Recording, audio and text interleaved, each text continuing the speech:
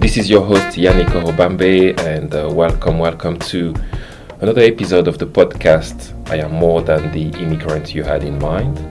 This is a platform, as you know, on which stories that explore the identity and experiences of immigrants and refugees coming to Canada will be told on a regular basis. Today on the studio we have a wonderful, smiley guest. Her name is Issa Mijares, coming originally from the Philippines, right? Yes, that's correct. How are you today, Issa? I'm very well. Nice to meet you, Yannick. Yes, the pleasure is shared. Nice to meet you as well. So let's just get straight into it. Can you just please introduce yourself and tell us who you are?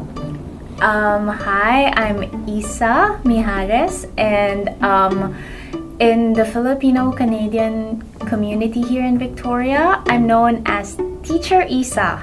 Oh. So maybe we can start by me teaching you some Filipino words. Oh, so let's get to counting. I would love that. Okay. Okay. Nice. So you can just repeat after me. Okay. Isa, Dalawa, tatlo, again, isa, dalawa, tatlo. And you know how to count in Filipino Tagalog now. That's 1, 2, 3 in awesome. Filipino Tagalog. Awesome. I love it. So yes, can you please tell us more about you? So I suppose teaching is a very important aspect of your identity. So let's get straight into it. And you seem to be very passionate about this subject. You know? I have been very, very lucky to have been provided opportunities where I can share myself, my knowledge, my ideas with different communities. So I was a dance teacher in the Philippines. And then later in my in my career in the Philippines, I taught in a university in the Philippines, social sciences. Okay. So you're correct. The identity of being a teacher is very much part of my life. And so again, I'm just grateful that I have spaces and I have people who trust me, who entrust me with their children, with themselves, and somehow believe that I have something to share and impart. No, absolutely. And so when you teach all age groups, or is it just a specific age group? So for dance, it's mostly children. Okay. At least the classes assigned to me were mostly the beginner ballet students. Okay. So that's from age 2 to 9. Okay. And then they find their way back to me when they're a little bit older, maybe when they're 13, between 13 to 16. But in terms of university instruction, I was teaching sophomores. Okay. The social science courses that I had been assigned to teach were specifically for sophomores. But here I'm finding that I'm expanding the range. I will soon be teaching classical ballet to seniors. Awesome. This is still with the Filipino-Canadian community here in Victoria. We're opening ballet classes for the elderly. Oh, nice. Absolutely. So for wellness and just for overall coordination. No, awesome. So you're looking forward to that challenge? It sounds like it's a challenge, but at the same time exciting. Yes. I'm really excited to be dancing with whoever wants to dance. Essentially, like I think it shouldn't just be limited to like a particular demographic. That's how I feel about dance. I feel that dance can be a very liberalizing component of life, and that everyone should just have access to it. Oh, absolutely. I mean, it's a real shame that we are doing an audio podcast, because otherwise you would have shown me some moves and we would have turned the studio into a dancing studio. That would be fun. So, any other part of your identity that you want to share apart from teaching? Any other, any other way that you would describe yourself? This is the thing. I've always had different things happening in my life, and so part of the work that I do really is with program administration. I like to think of it as community program management. For a while, I was managing what was referred to as transnational scholarship programs. So these are educational programs in higher educational institutions that entailed some collaborations. So these are dual degrees or scholarships by particular organizations and linking with different institutions in Southeast Asia. And I was managing those scholarship programs, providing mostly student support. For a while, I was working on a particular program that catered to countries in Asia. So it was there were 19 countries represented in this particular scholarship for a master's in peace building and social development. It ran for 16 years, and we've produced over 400 peace builders, and they're all over the world, most of them connected with international labor organizations such as the United Nations, World Health Organization. And so I'm glad to have been a part of their journey as graduate students. So I did that for a while,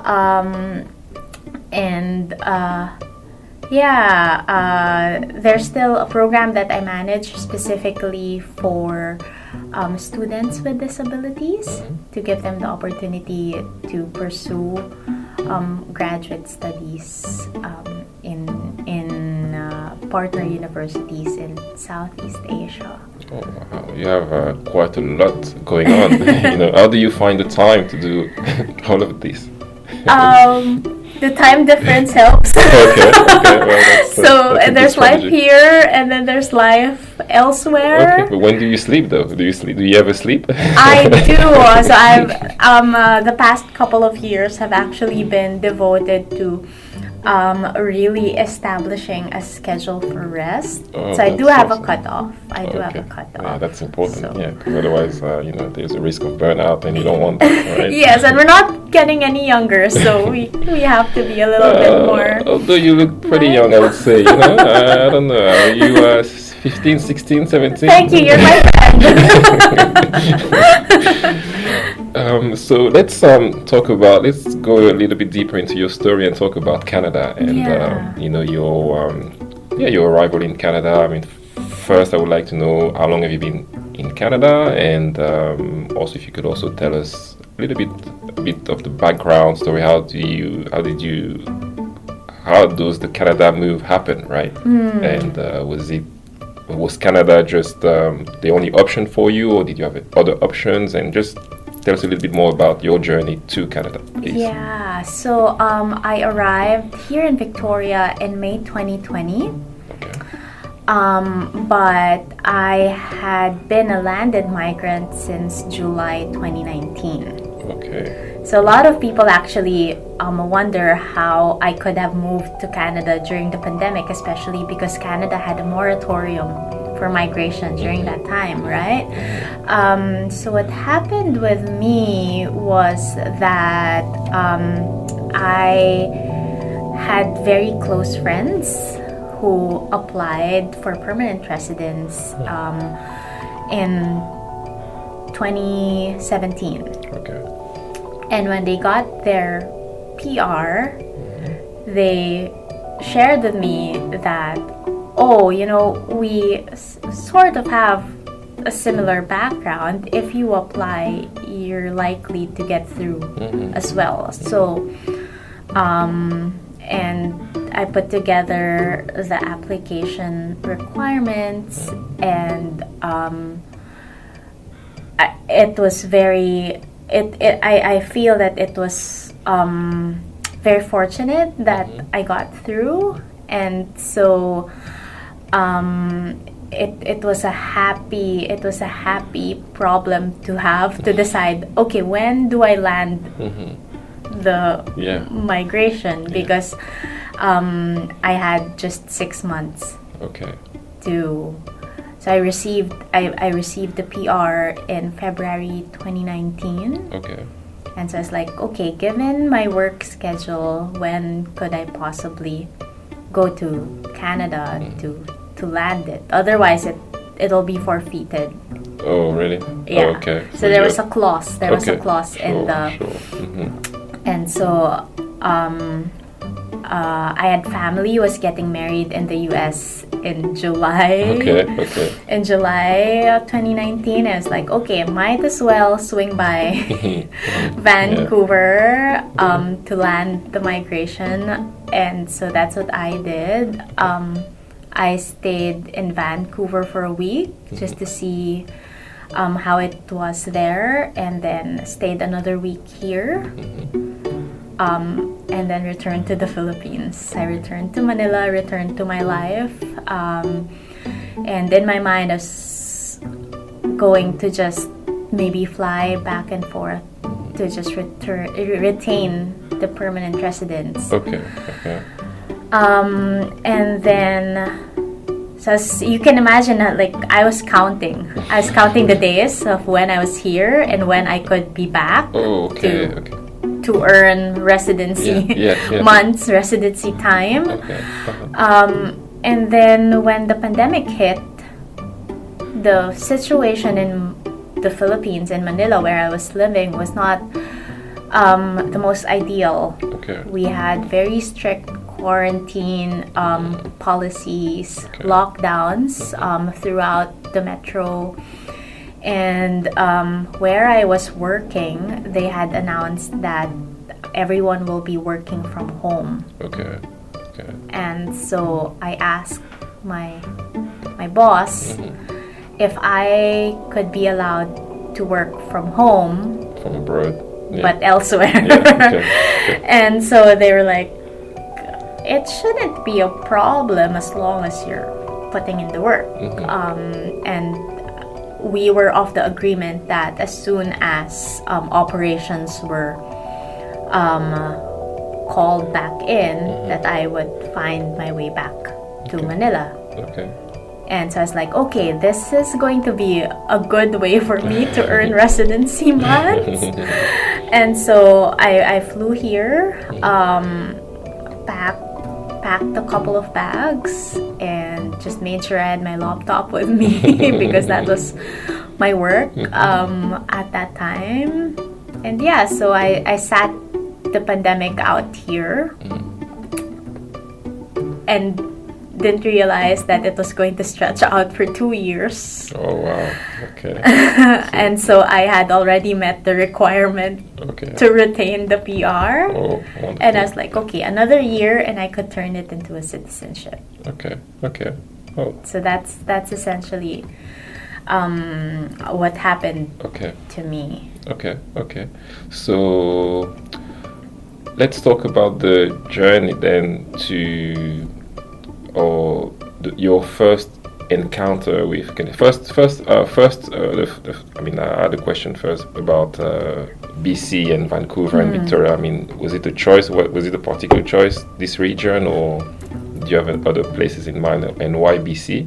That's the first question. And the second one, I want you to take us through your arrival in Canada, how was the reception from the Canadian, Canadian, quote unquote Canadian, how was the reception? How did you feel in your first time here? So, why BC? Because my friends were here. Okay. They were actually based here in Victoria. Okay. And there is just a particular comfort in knowing that you know someone else. Absolutely. Where you're moving.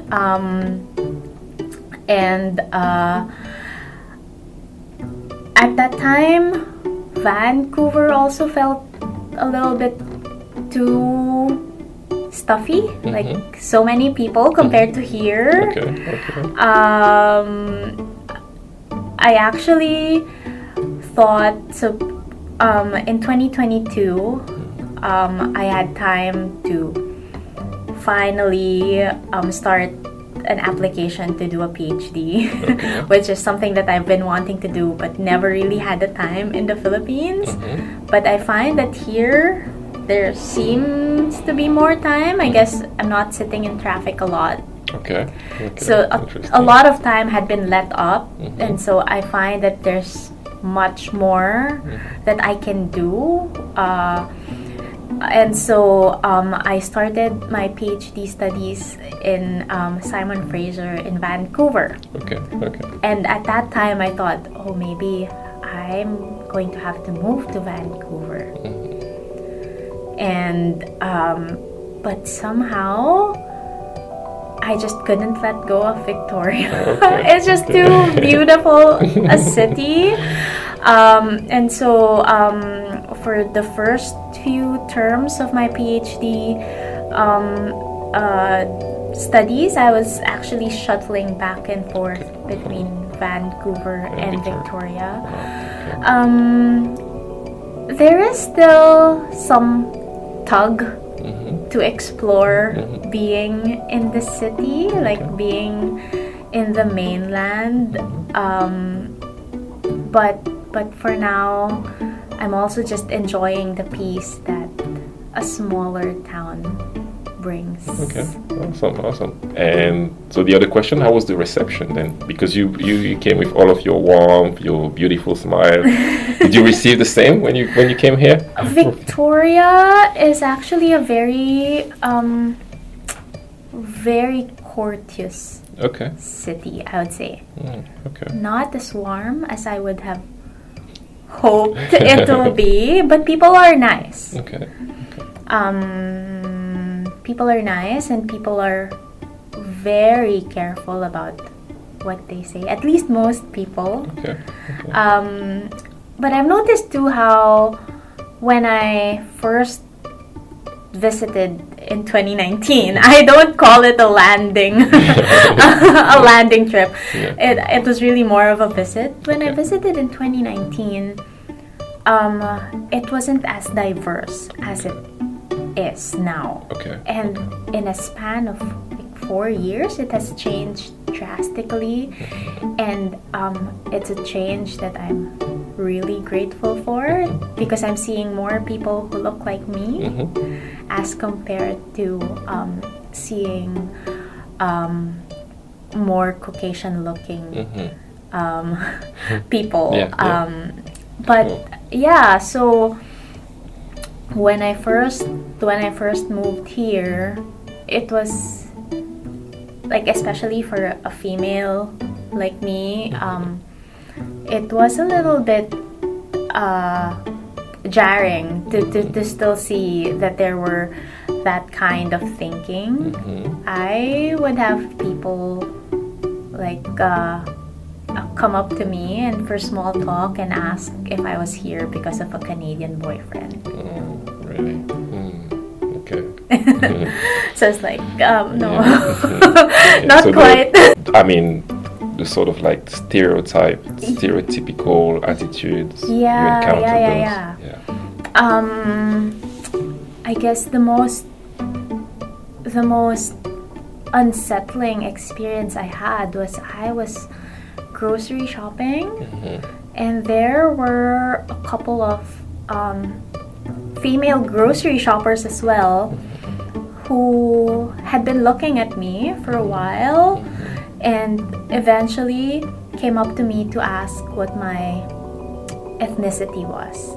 Oh, really? Wow. Yeah, and we're like, we've been looking at you for a bit, and we were wondering what nationality you were, or like what your ethnicity was, and then I told them I was Filipino, and they were like, yeah, see, I told you she's Filipino. It's like,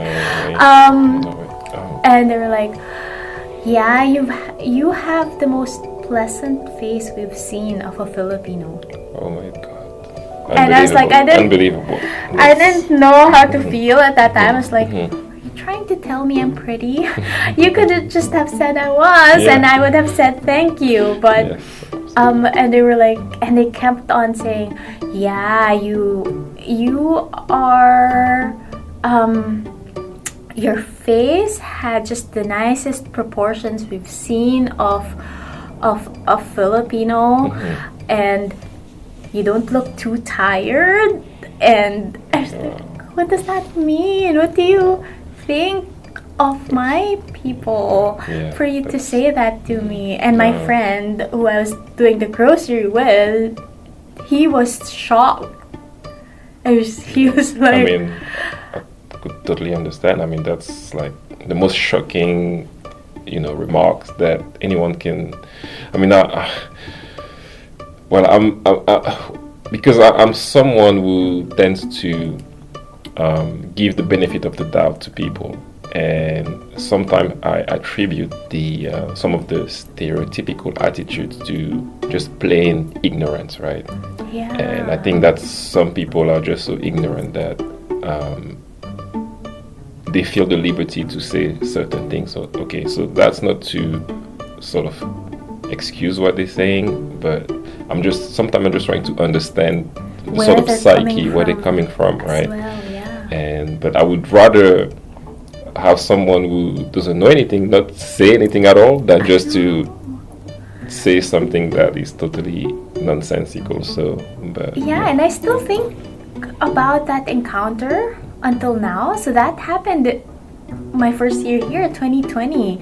You know how at that time there were very limited times you could go out and not be in a mask, and to have been approached that way was a little bit, whoa, where's that coming from?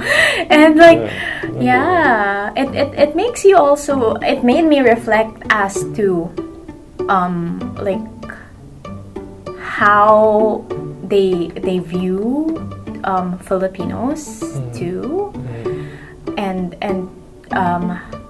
how they think of themselves, because to have approached someone with that kind of remark also is a reflection of how you think of yourself. Absolutely. Right? No, absolutely. Absolutely. I totally agree with you. Yes, that's what I'm saying. That to me, I would definitely say that if you don't have anything, that's actually something that I often tell, because I have two daughters, and we have from time to time we have like lessons in communication, and I kind of like tell them all the time, if you don't have anything positive to say to someone, just don't say it, right? Or think think twice before, or let just the words that are coming out of your mouth be words that are uplifting, and if you cannot, just don't say anything. But please continue. It was difficult to come up with a response to that. Like thinking about it now, like recalling that experience, and like, do I say thank you that you think I don't look tired? do I ask you what kind of people you've encountered for you to say that you look different from others, that I look different from others of my kind. Like I also thought about like if I would have the same confidence in approaching another person who look different from me and tell them, oh, you know, you look different from others that are like supposedly like you. Yeah. And what conclusion have you come to as you've been reflecting on that? Yeah, and I was like, I thought to myself that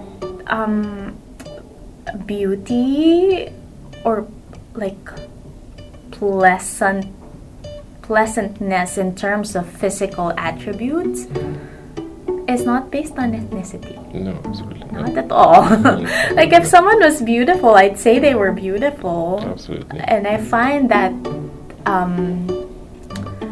all people have beauty in them if we just really care to see. But don't you think that is also something deeper in our society today that we were talking a little bit before starting our conversation about being considerate, right? And this lack of consideration that people can just feel like they can just say whatever they want to say to other people because they don't consider the opinions and the feelings that the other person is going to feel as a result of what they have said, and as you said also, it could also be a reflection of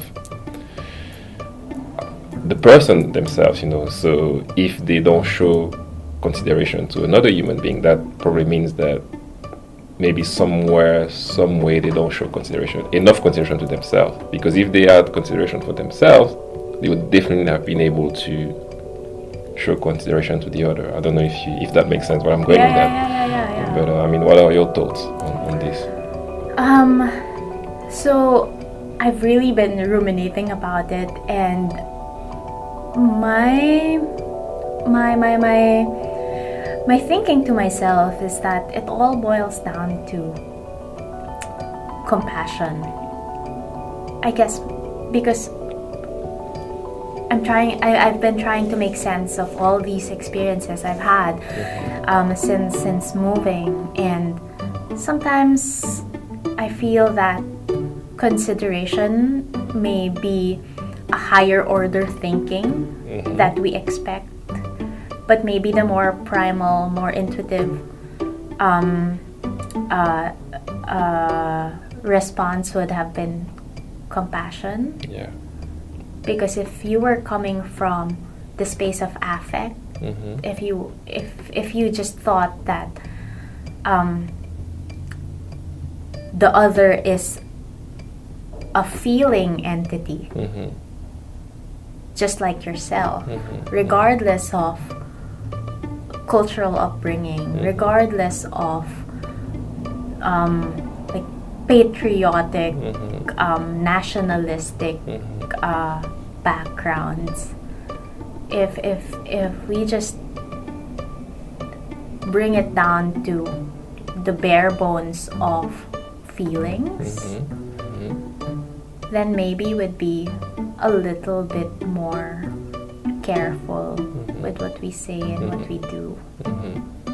No, I mean that makes a lot of sense. I mean, would you also say that close to compassion is also love and an element of self-love, an element of, if you have enough self-love, then you can also love others, right? That's right. And respect. Absolutely. Essentially, So anyway, that was just some thoughts. Yeah, that was no. I appreciate it. I appreciate it because it's not often that we were given the opportunity to reflect on these things because of the day-to-day, right? No, absolutely. Okay, so let's move on to continue going deeper and deeper into this conversation. And as we were exchanging prior to this conversation, you mentioned a very interesting concept. You talked to us about a concept that you refer to as the erasure of one's professional identity as being one of your most significant challenges in Canada. So could you please expand a little bit more on that concept? What did you mean by it? Yeah, so I actually have had time to also reflect on this particular concept. Like maybe I felt it as an erasure of an identity because I essentially had to start from scratch again. But then that's the thing. I may have been too harsh in saying something had been erased because essentially no one knew me here, so nothing could have been erased. Absolutely. But I felt that way because I was coming. I guess I was always coming from the experience of, oh, I was this back home, I was this in the Philippines, I was this in Manila. But this isn't Manila. And that was something that I've had to struggle with. The realization that this is someplace else, that this is a different place from Manila, and that I had subjected myself to the move. No one forced me to be here. And so for a while that was something that I had to be at peace with. But of course at that time when I was here and I was trying to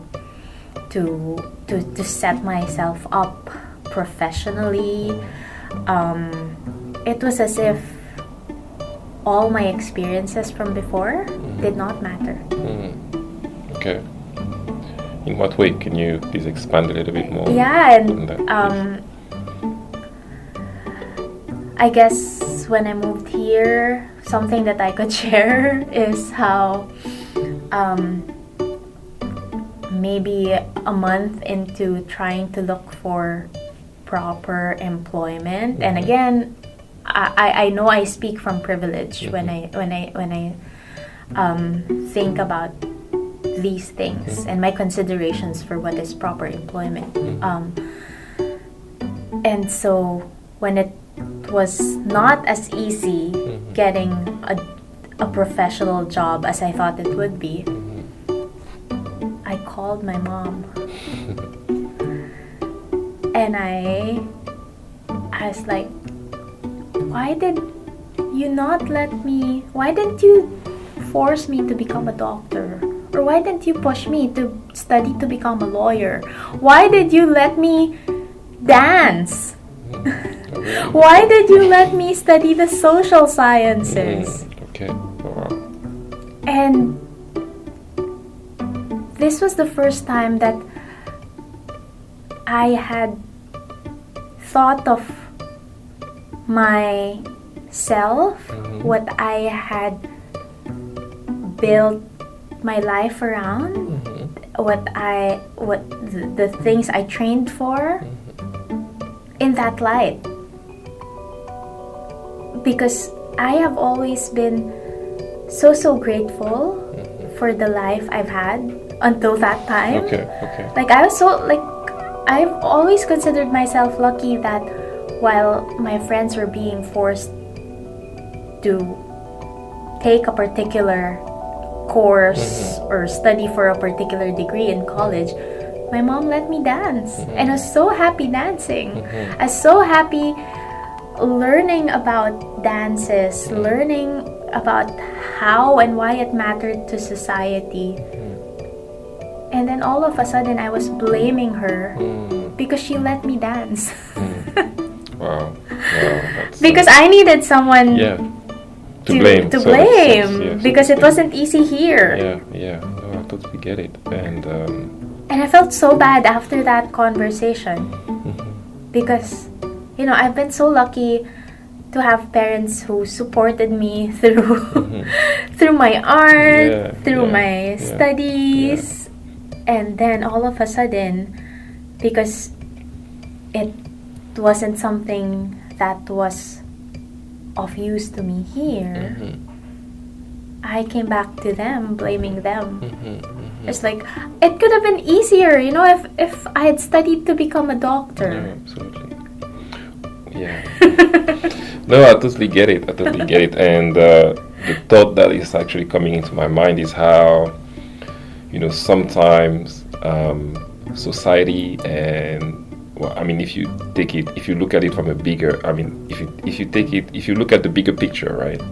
It's like how society can sometimes, with the way the different rules and the way society is actually formatting people to actually all go in a certain direction, it can actually exclude other professions, other dreams. Like, for example, if everybody wants to be a doctor, or if society is encouraging people to be, not that being a doctor or a nurse is not a good path, right? Yeah. But I firmly believe that we all have something to contribute. We cannot all be doctors, we cannot all be nurses. So, and each individual has his lane, each individual has, their chosen path, so to speak, right? Yeah. But sometimes it's almost as though society, and in the way it's formatting people, it's set up in a way that automatically excludes those people who are not part of the norm, so to speak, right? Yeah. So that's the thought that I'm having, and it was to the point that I'm pretty sure from what you shared with me that you are an extremely talented dancer and a gifted dancer, but at that point it feels like even that gift, you did not even appreciate it anymore, because you felt like, this was not enough, right? That's true. And I guess because again, in the Philippines, I was given opportunities outside of dance because they already knew me. They already know how I work, what I could do, what I could contribute. And so,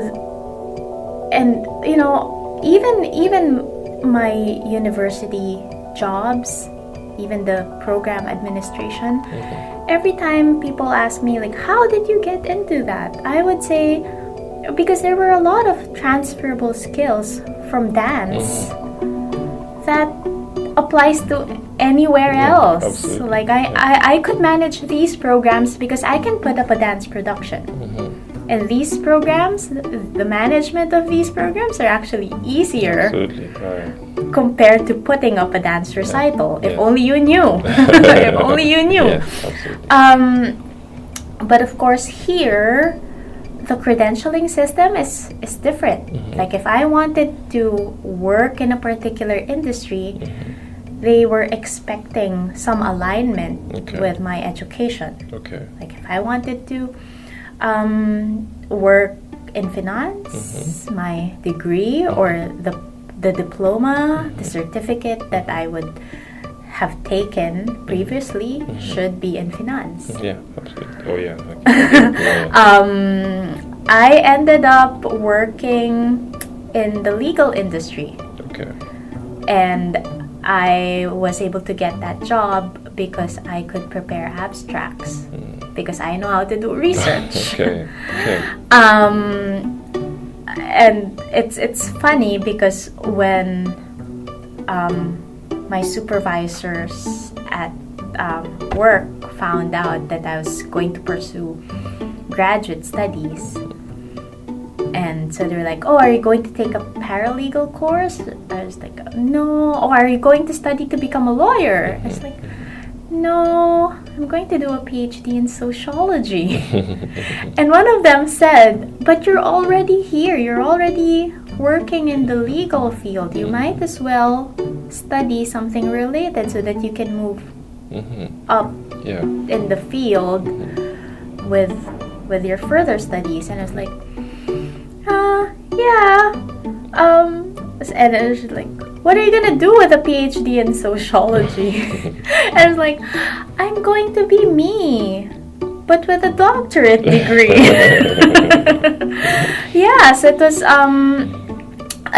I still struggle with that idea that, you know, people know that I'm working towards a doctorate degree, but that the applicability of this degree is still uncertain, especially if I were not to end up back in academia.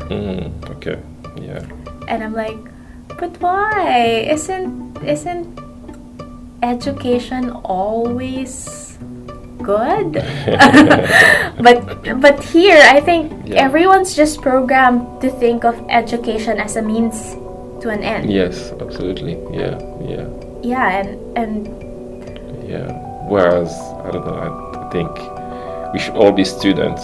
Yeah. And student of life, students. Yes. And it has to be a perpetual process, right? Of development. Yeah. And again, absolutely. I acknowledge the privilege that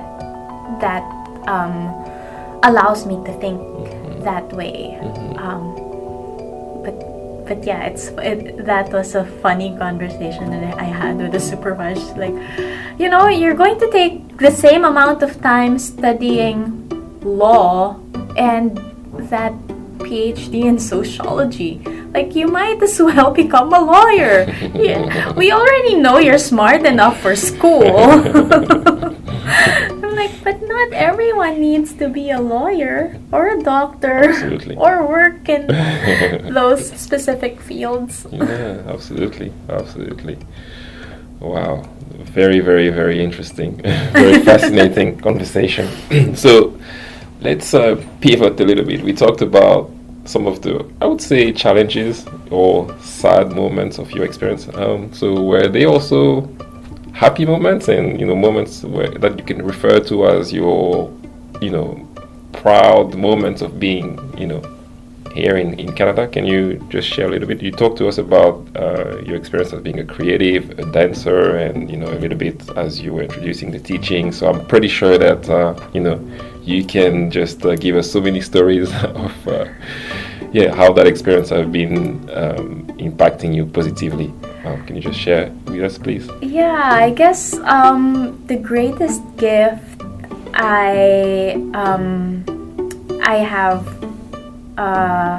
here in Victoria would be the gift of community. The Victoria Filipino-Canadian Association has been a space that provided me with so much comfort and also so much space for creativity. It wasn't something that I expected from that particular group. Why is that? I actually was introduced to the group because I was looking for a group to dance with. Okay. So when I got here, of course, I was too old to join the dance companies in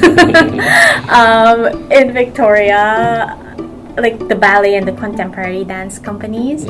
And then I was like, oh, maybe there's a group that does just community dancing. And so my friend said, oh yeah, there is indeed a group. And so she introduced me to the dance teacher.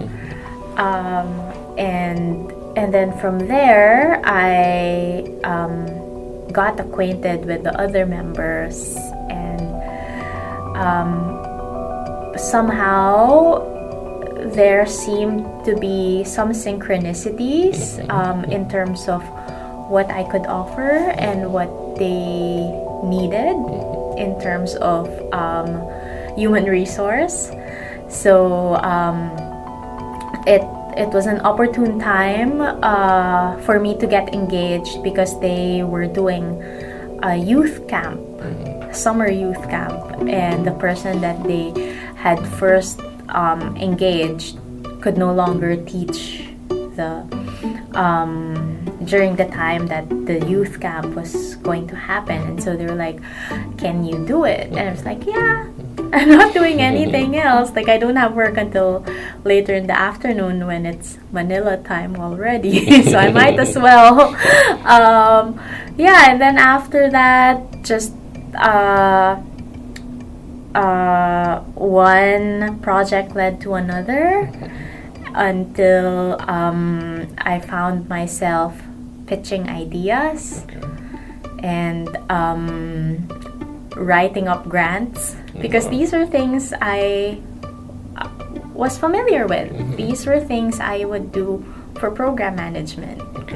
And so to bring in those existing talents into community building was something that gave me so much life. So it kind of stirred in me a sense of hope. Oh, maybe there is something here that is worth exploring. Maybe it's not yet time to pack my bags and head home.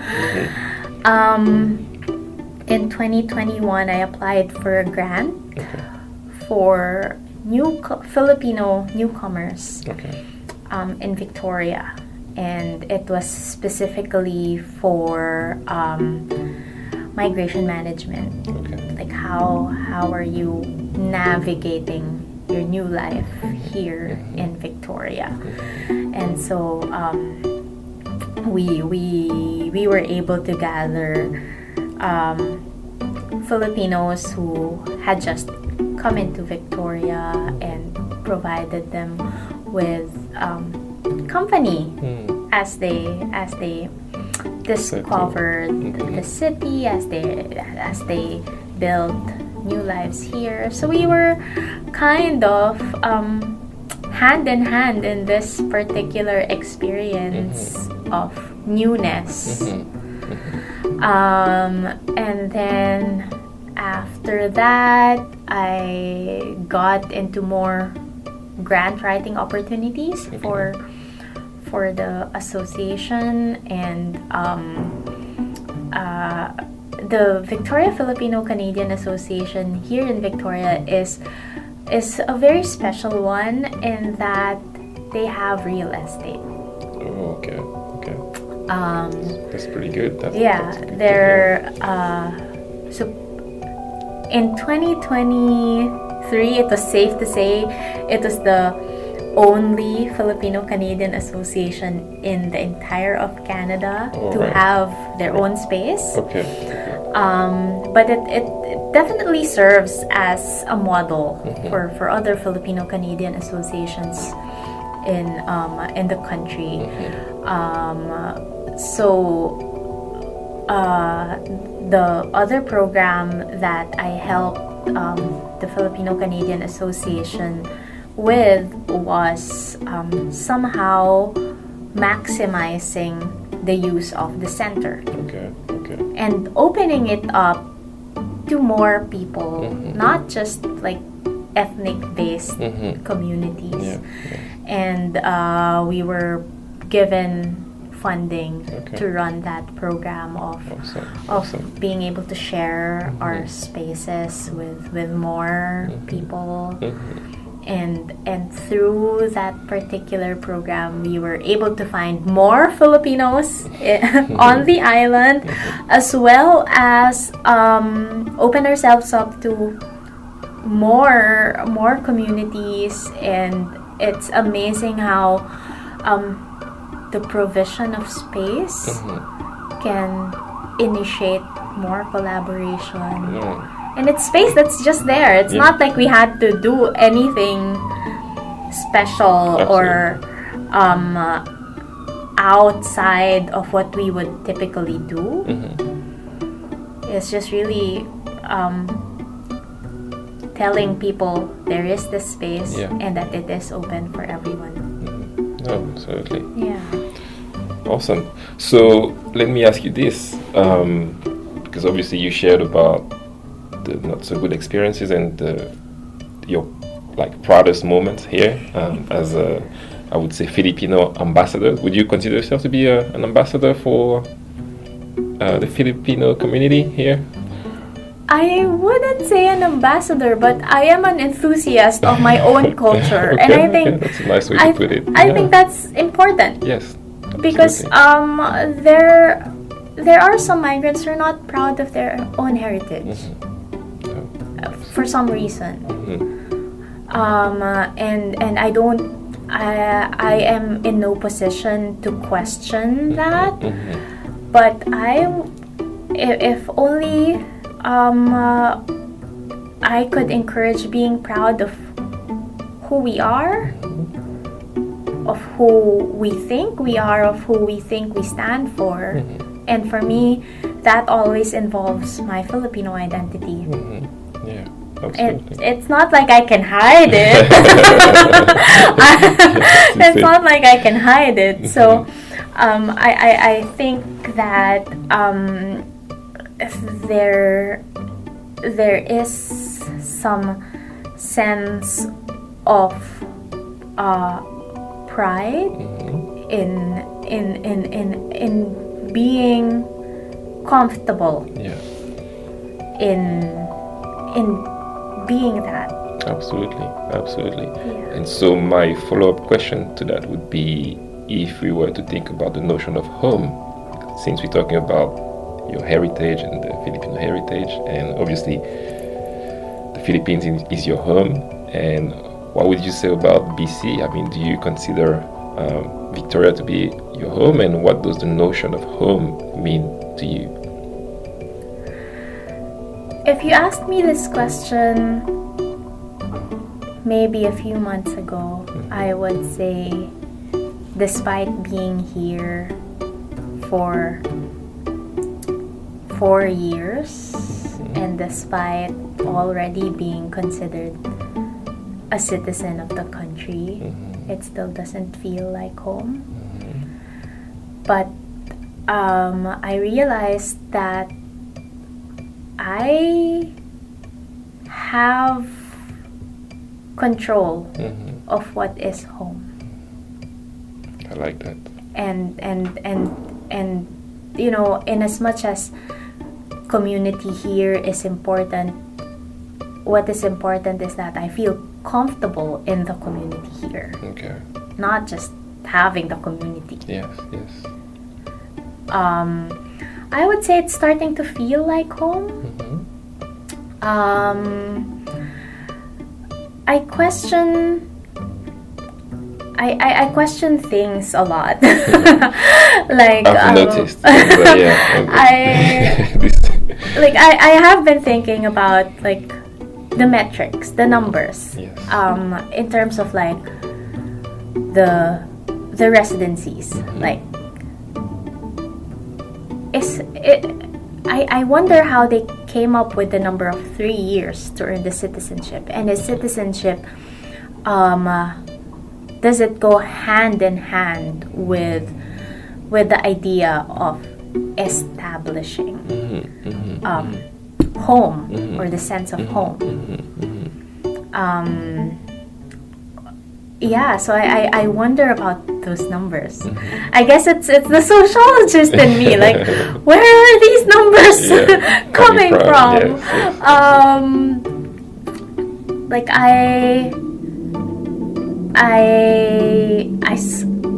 I sometimes envy those people who just had the resolve of just moving here. Like, I know of some people who moved here in like younger years, and it's like, how do you know that you were meant for a place outside of what you originally called home?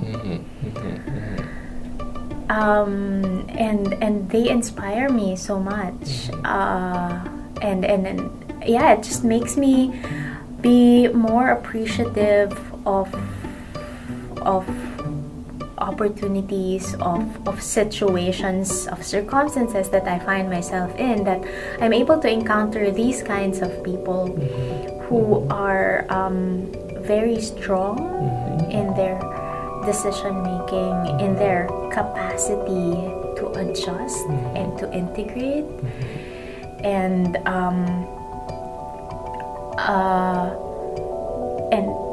I guess, it's because of these friends that I've met here that I'm starting to feel that home can be had here as well. Wow. Boy, this conversation is deep, and it's a moment of reflection. I think I'm gonna come out of here like very enlightened, and I love it. I love it. And we could go on and on and on and on, and, but as we come closer to the sort of like end of our conversation, I would love you to. Okay, we started with learning to count in Filipino.